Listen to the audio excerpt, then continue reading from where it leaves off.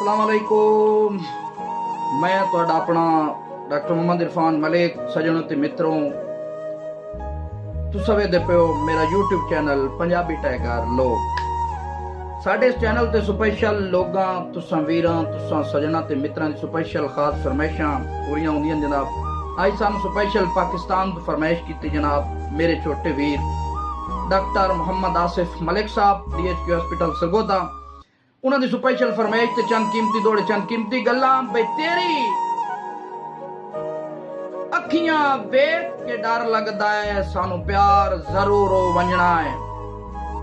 पिछे प्यार दे हर शाय भुल वंजनी साथे फर्ज जरूर हो वंजना है। ते अज चाह के कसमां तोड़ दियां तुसां कल मजबूर हो वंजना है। रोंदा छोड़ के दर्द नु दर्दां वे तुसां हस के दूर हो वंजना है।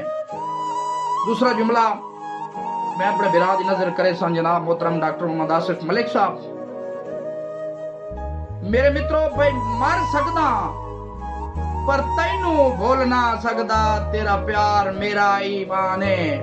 मैं मर सकदा पर तैनू भूल ना सकदा मेरा तेरा प्यार मेरा ईमान है। सुख बख्त ते काई शाय नहीं तेरी रात तू जिंद कुर्बान है।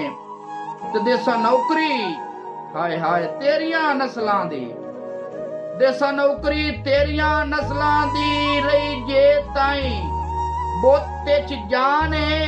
किसे होर दा ना मेरे मुंह चो निकले शाला सड़ वंजे दर्द जबान है। लाल गुलाब